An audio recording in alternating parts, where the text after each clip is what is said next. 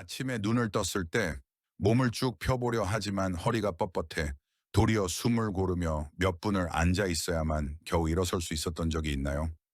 복도로 나와 계단을 바라보며 속으로 중얼거립니다. 고작 몇 계단인데 오늘은 왜 이렇게 높게만 보이지?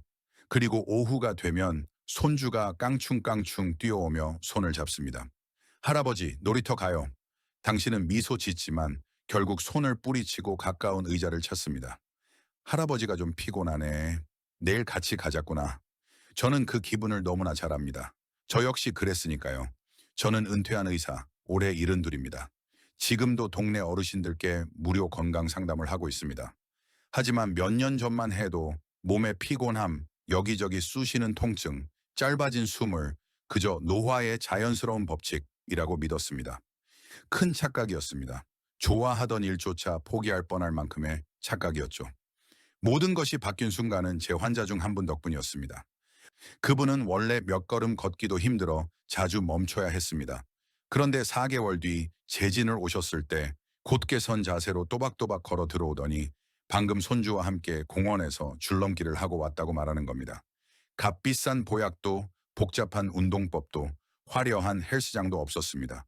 그분의 비밀은 단 두 글자였습니다. 바로 단백질.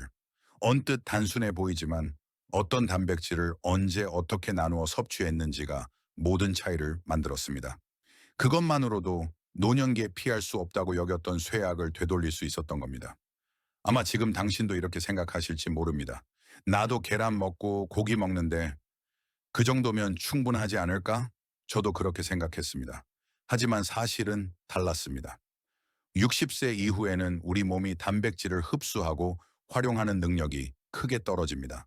즉, 양은 충분해 보여도 근육은 날마다 줄어드는 것이죠. 그리고 근육이 약해지면 모든 것이 달라집니다. 계단을 오르는 발걸음에서부터 손주를 안아 올릴 수 있는지 없는지까지 이 영상을 끝까지 보신다면 알게 되실 겁니다. 왜 60세 이후에는 근육이 30대보다 3배 빠르게 줄어드는지, 같은 양을 먹어도 2배의 효과를 내는 단백질 섭취법은 무엇인지, 그리고 무엇보다도 계란보다 단백질이 풍부하면서도 소화가 잘 되고 저렴한 5가지 식품이 무엇인지 말입니다. 3개월 뒤 당신은 계단을 멈추지 않고 오를 수 있을지도 모릅니다. 그리고 손주가 같이 나가자고 할 때 미소 지으며 그래, 가자꾸나 라고 대답할 수 있을지도 모릅니다. 모든 변화는 단 한 끼 식사에서 그리고 지금 우리가 함께 풀어갈 이 이야기에서 시작됩니다. 놀라운 사실은 같은 나이라도 건강은 하늘과 땅만큼 다를 수 있다는 겁니다. 무료 상담을 하다 보면 80 가까이 되었어도 허리를 꼿꼿이 세우고 집안일을 스스로 다 해내며 매일 아침 몇 킬로미터씩 걷는 분들을 만납니다. 반면 60을 간 넘었는데도 계단 몇 칸만 올라가도 숨이 차고 무릎과 허리 통증을 호소하며 움직이기를 꺼리는 분들도 있습니다. 저도 한때는 그것이 체질이나 유전의 문제라고 생각했습니다. 하지만 오랜 세월 지켜본 끝에 알게 되었습니다. 결정적인 차이는 우리가 흔히 간과하는 단 하나, 바로 근육량이었습니다. 근육은 단순히 움직임을 위한 것이 아닙니다. 그것은 에너지 저장고이자 대사를 돕는 엔진이며 넘어지려는 순간 우리를 지탱하는 벽입니다. 면역에도 깊이 관여하여 병을 이겨내고 회복을 빠르게 돕습니다. 그러나 안타깝게도 우리는 30살부터 매년 약 1%의 근육을 잃기 시작합니다. 속도가 느린 것 같지만 60 이후에는 그 속도가 3배로 빨라져 매년 3%씩 줄어듭니다. 단 10년이면 근육의 3분의 1 가까이를 잃을 수 있다는 말입니다. 더 무서운 것은 이 과정이 아무런 통증도 경고도 없이 조용히 진행된다는 사실입니다. 그러다 어느 순간 몸이 급격히 약해졌음을 실감하게 되는 것이죠. 근육을 잃는 결과는 삶 곳곳에서 드러납니다. 예전처럼 먹어도 신진대사가 떨어져 배는 더 나오고 에너지가 금세 고갈되어 쉽게 피곤해집니다. 몸은 덜 유연해지고 균형을 잃기 쉬워 넘어지기 더 쉽습니다. 하지만 이 나이대의 한 번의 낙상은 20살 때와는 전혀 다릅니다. 뼈가 부러지면 몇 달 동안 침대에 누워 지내야 하고 그 사이 근육은 더 빠르게 줄어들어 약해지는 악순환은 더욱 가속됩니다. 게다가 면역력까지 떨어져 감기 하나에도 일주일 넘게 고생하거나 상처가 잘 낫지 않고 만성질환도 쉽게 악화됩니다. 그렇다면 왜 나이가 들수록 근육이 더 빨리 줄어들까요? 세 가지 주된 이유가 있으며 이를 이해하면 무엇을 해야 할지 알 수 있습니다. 첫 번째 이유는 위장의 변화입니다. 젊을 때는 위에서 많은 위산이 분비되어 고기, 생선, 계란 속 단백질을 잘게 쪼개 아미노산으로 만들어줍니다. 이렇게 쪼개져야 몸이 흡수할 수 있습니다. 하지만 60세를 넘어서면 위산 분비량이 크게 줄어듭니다. 그 결과 고기나 계란이 완전히 분해되지 못한 채 덩어리로 소장으로 내려가게 되고 몸은 그것을 처리하기 위해 더 많은 에너지를 쓰지만 실제 효과는 떨어집니다. 결국 근육에 도달하는 단백질 양이 확 줄어드는 것이죠. 최근 들어 조금만 먹어도 더부룩하거나 트림이 작거나 많이 먹지 않았는데도 오래 포만감을 느낀다면 이는 위산 부족의 신호일 수 있습니다. 두 번째 이유는 동화 저항 현상입니다. 복잡하게 들리지만 이렇게 이해할 수 있습니다. 젊을 때는 단백질이 풍부한 식사를 하면 혈중 아미노산 농도가 급격히 올라가고 근육은 곧바로 그것을 사용해 성장과 회복을 합니다. 하지만 나이가 들면 이 반응이 둔해지고 민감도가 떨어집니다. 똑같은 양을 먹어도 근육이 활용하는 비율은 줄고 나머지는 에너지로 전환되거나 그냥 배설되는 겁니다. 세 번째 이유는 식습관에 있습니다. 많은 분들이 아침을 거르고 점심은 대충 따으며 저녁에 한꺼번에 몰아먹는 경우가 많습니다. 하지만 우리 몸은 한 끼당 약 20-30g 정도의 단백질만 근육 합성에 사용할 수 있습니다. 그 이상 2배, 3배를 한 번에 먹는다고 근육이 더 생기지 않고 오히려 남는 부분은 태워 없애거나 그냥 배출됩니다. 게다가 많은 사람들이 흰쌀밥, 국수, 죽, 빵 같은 탄수화물 위주의 식사의 삶은 채소나 국만 곁들이고 정작 고기나 생선은 빼버립니다. 치아가 약하거나 씹는 것이 힘들어 부드럽고 단백질이 적은 음식만 고르는 습관도 단백질 부족을 심화시킵니다. 좋은 소식은 이 원인들이 결코 극복 불가능한 것은 아니라는 점입니다. 단 하루아침에 식습관을 완전히 바꿀 필요는 없습니다. 하지만 단순한 원칙 몇 가지만 지켜도 몸이 실제로 흡수하고 활용하는 단백질의 양을 크게 늘릴 수 있습니다. 첫 번째 원칙은 단백질을 하루에 고르게 나누어 섭취하는 것입니다. 저녁에 몰아서 먹는 대신 아침, 점심, 저녁마다 각각 23ml 정도의 단백질을 챙기십시오. 특히 아침은 중요합니다. 8시간 동안의 수면 후 몸은 근육 합성에 필요한 재료가 거의 바닥난 상태입니다. 아침에 단백질을 충분히 공급해주면 하루 전체의 근육 합성이 제대로 시작됩니다. 두 번째 원칙은 소화가 잘 되고 생물학적 가치가 높은 단백질을 선택하는 것입니다. 즉 필수 아미노산을 고르게 포함하고 몸이 활용하기 쉬운 단백질입니다. 이제 바로 계란보다 단백질이 더 풍부하면서도 소화가 잘 되고 노년층의 소화기에 맞는 5가지 식품을 말씀드리겠습니다. 첫 번째는 황태입니다. 불과 100개 황태에는 약 70mg의 단백질이 들어있어 계란 12개와 맞먹는 양입니다. 건조 과정을 거치면서 살결이 부드러워지고 소화도 잘 되어 위가 약한 분들도 부담 없이 먹을 수 있습니다. 황태에는 간에 좋은 아미노산인 메티오닌도 풍부합니다. 황태는 따뜻한 물이나 쌀뜨물에 30분 정도 담가 비린내를 없앤 뒤 무와 감자를 넣어 맑은 국으로 끓여 드시면 좋습니다. 단 싱겁게 간을 하고 반드시 살코기까지 드셔야 합니다. 두 번째는 두부입니다. 약 200g 한 모에 단백질이 20가량 들어있으며 뼈를 보호하는 이소플라본도 함께 들어있어 특히 폐경 이후에 유익합니다. 단단한 두부가 연두부보다 단백질 함량이 더 높습니다. 아침에는 찜으로, 점심에는 버섯과 함께 조림으로, 저녁에는 미소 된장국에 넣어 다양하게 활용할 수 있습니다. 세 번째는 병아리콩입니다. 삶은 병아리콩 100개는 약 22개의 단백질이 들어있으며 필수 아미노산도 고루 갖추고 있습니다. 또한 풍부한 식이섬유가 소화를 돕고 혈당을 안정시켜 식후 졸음을 막아줍니다.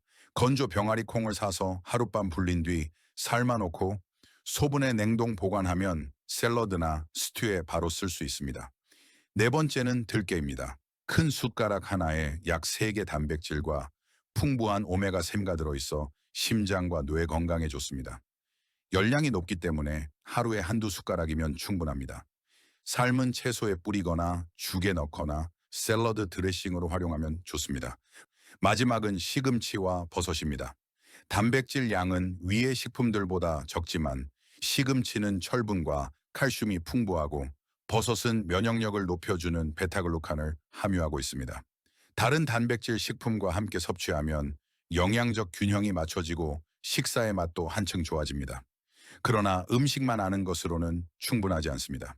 중요한 것은 어떻게 조합하고 언제 먹느냐입니다. 효과를 극대화하고 싶다면 세 가지를 기억하십시오. 첫째, 단백질을 비타민 B군과 미네랄과 함께 섭취해야 합니다. 그래야 아미노산이 근육으로 잘 전환됩니다. 녹색 잎채소, 통곡물, 달걀 노른자에서 비타민 B6와 B2를 얻을 수 있습니다. 둘째, 참기름이나 들기름 같은 건강한 지방을 곁들이십시오. 세포막을 튼튼하게 해 아미노산이 더 잘 흡수됩니다. 셋째, 된장, 김치, 요거트 같은 발효식품을 곁들이면 장내 미생물이 좋아지고 흡수율이 올라갑니다. 반대로 피해야 할 습관도 있습니다. 식사 직후 커피나 차를 마시지 마십시오. 카페인이 몇몇 영양소와 칼슘의 흡수를 방해합니다. 술은 단백질 합성을 억제하고 간을 손상시킴으로 줄여야 합니다. 짠 음식, 가공식품도 신장에 부담을 주기 때문에 삼가는 것이 좋습니다. 저는 68세 여성 환자 한 분을 기억합니다.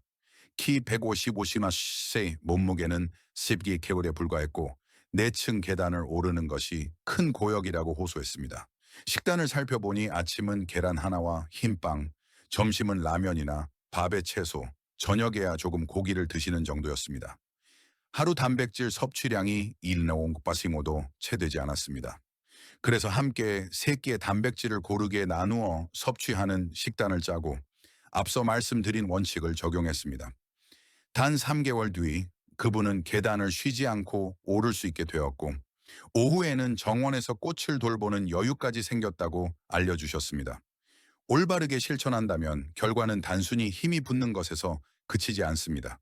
그것은 자신감을 되찾는 길이기도 합니다. 손주를 안아 올릴 힘이 있고 함께 산책할 체력이 있다는 사실만으로도 나이는 단지 숫자에 불과하다는 것을 느낄 수 있습니다. 이것이야말로 단백질로 근육을 지키고 돌보는 진정한 가치입니다. 여기까지 들으셨다면 이제는 모든 것이 명확해졌다고 생각하실지도 모릅니다.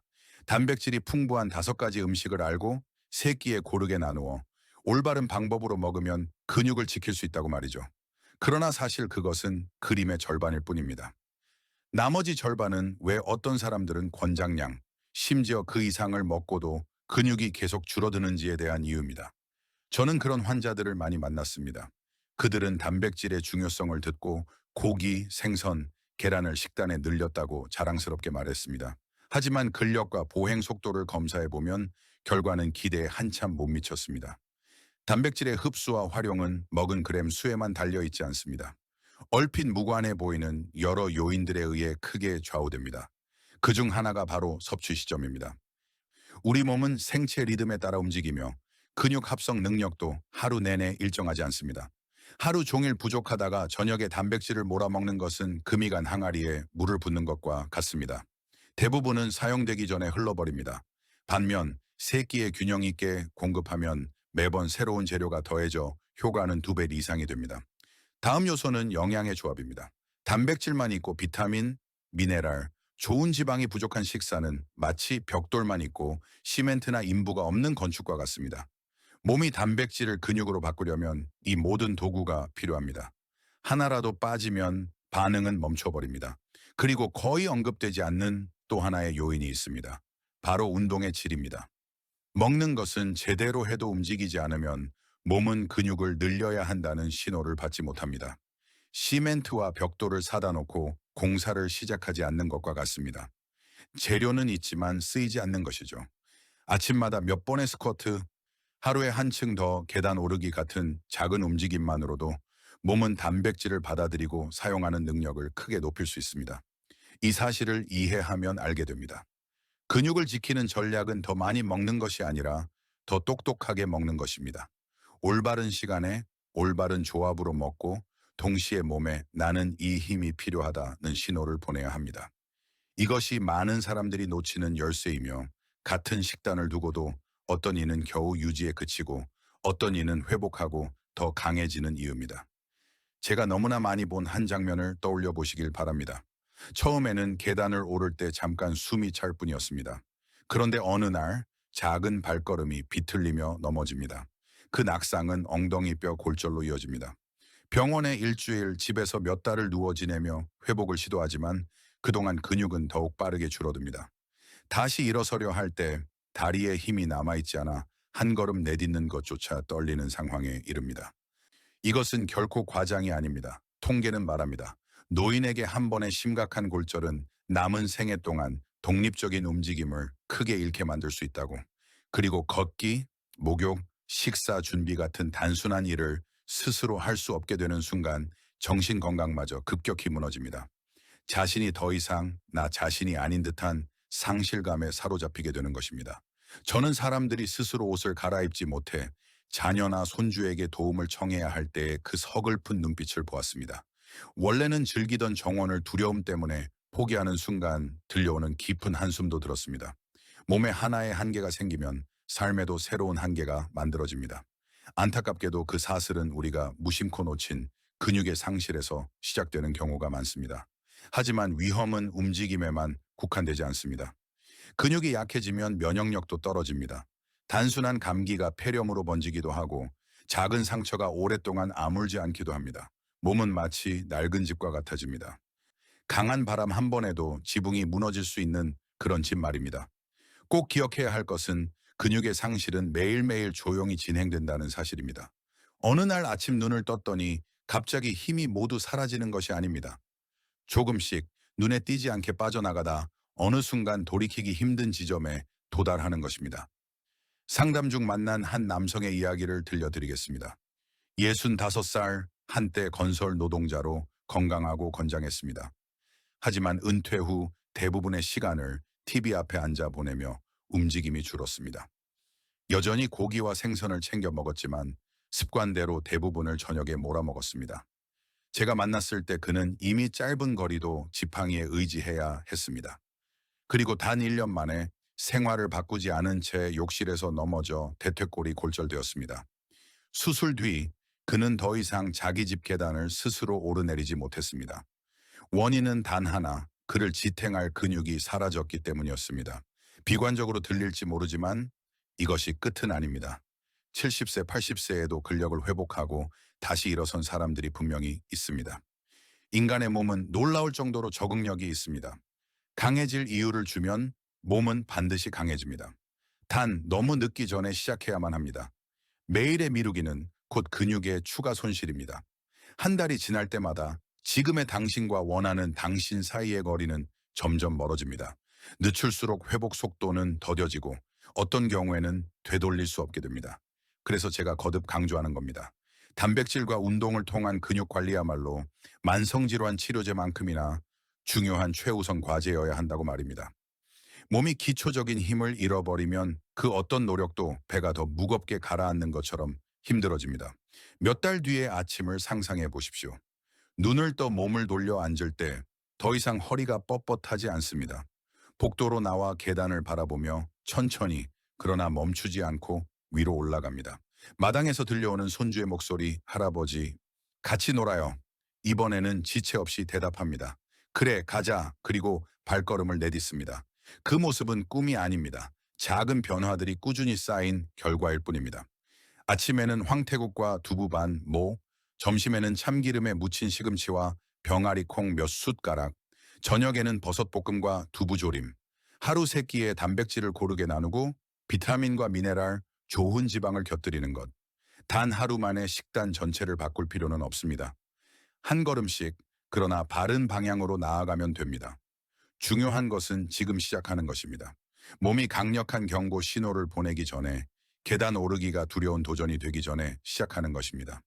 지금 준비하는 한 끼가 곧 건강의 기초를 다시 쌓는 벽돌이 됩니다. 저는 70세에도 회복하는 분들을 보았습니다. 그들은 단지 시작할 용기를 냈기 때문입니다. 반대로 60세에도 움직임을 잃는 분들을 보았습니다. 그들은 단지 미루었기 때문입니다. 차이는 오늘의 선택에서 비롯됩니다. 그렇다면 내일 아침, 점심, 저녁 중 어느 끼부터 시작하시겠습니까? 단 하나의 끼니를 정해 근육을 위한 식사로 바꾸십시오. 그리고 그것을 이어가십시오. 하루하루 당신은 더 건강하고 더 독립적이며 더 생기 있는 자신의 모습에 가까워질 것입니다. 몸은 올바른 보살핌에 반드시 반응합니다. 이제 남은 질문은 단 하나입니다. 오늘을 평범하게 흘려보내시겠습니까? 아니면 남은 삶을 위한 힘을 되찾는 여정의 첫날로 만드시겠습니까?